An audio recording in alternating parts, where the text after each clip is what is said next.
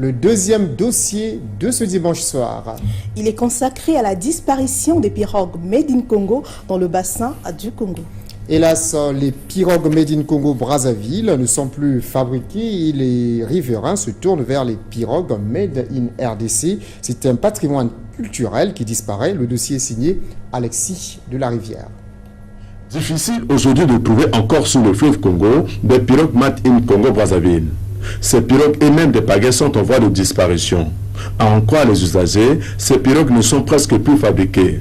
Les quelques rares qui existent encore sont généralement fabriquées sur commande et ne sont livrées qu'après une longue période d'attente, ce qui n'arrange pas souvent les usagers soumis à l'impératif des saisons de pêche.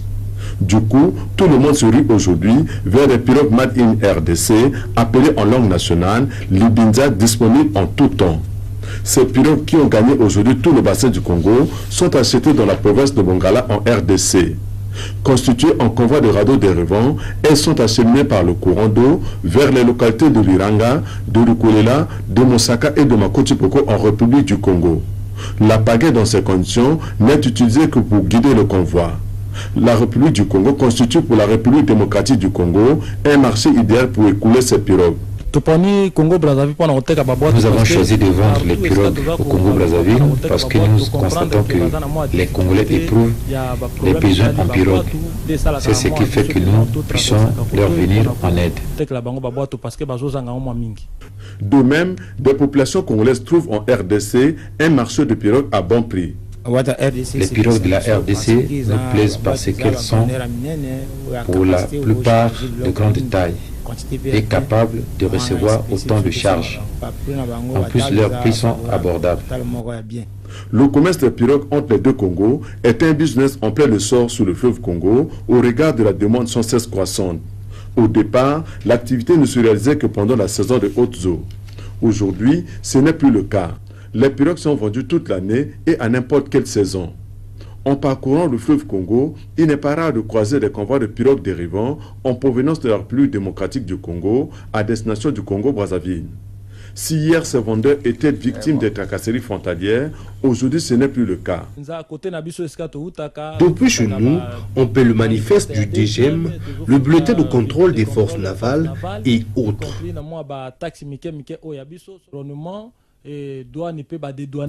Dès qu'on arrive ici, on paie l'environnement, les douanes, les droits d'accostage et la carte de séjour. En tout cas, on n'est pas dérangé. Parcourir plus de 500 km pour aller vendre des pirogues en territoire étranger sans être inquiété est une preuve que les deux peuples sont condamnés à vivre ensemble. Seulement, la disparition des pirogues et pagaies Made in Congo Brazzaville dans le bassin du Congo devrait interpeller la conscience des autorités congolaises car il s'agit là d'une partie du patrimoine culturel congolais qui est en voie de disparition. Bonsoir Alexis de la Rivière. Comment établir la différence entre ce que vous appelez pirogue Made in Congo Brazzaville et pirogue Made in RDC? Merci aussi Lotuna. À l'époque où le Congo-Brazzaville taillait encore des pirogues, à partir d'une pirogue, il était facile de déterminer l'identité d'une personne. Voyez, quand on voit une personne avec une pirogue qui a une peau en forme pointue, du coup, on déduisait que ça, c'est un sujet RDC. Et quand vous voyez quelqu'un avec une pirogue, avec une peau, quand je parle de peau, je fais allusion à la tête de la pirogue, de forme convexe, du coup, on déduisait que ça, c'est un Congolais de Brazzaville.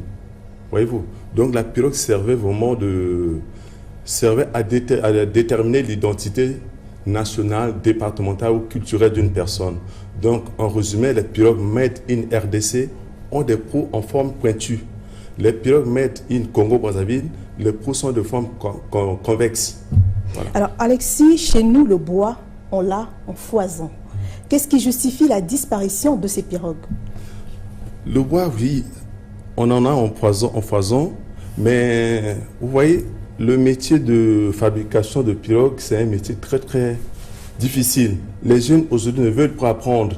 Ils préfèrent, il y a aussi le problème de l'exode, ils préfèrent aller dans les grosses agglomérations, apprendre des petits métiers tels que la couture, la soudure et autres, que d'aller fabriquer des pirogues, un métier laboureux qui ne rapporte presque pas grand-chose pour eux.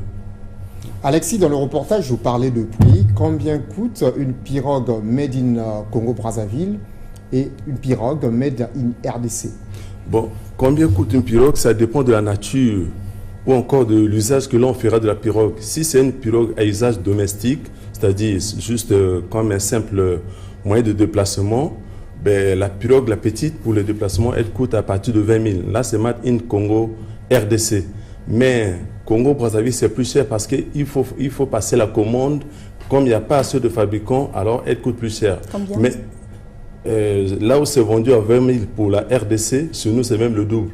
Voyez-vous. Maintenant, si c'est une pirogue à usage commercial, telle que les pirogues motorisées pour organiser des convois de fortune, elle varie de 500 000 jusqu'au-delà d'1 million.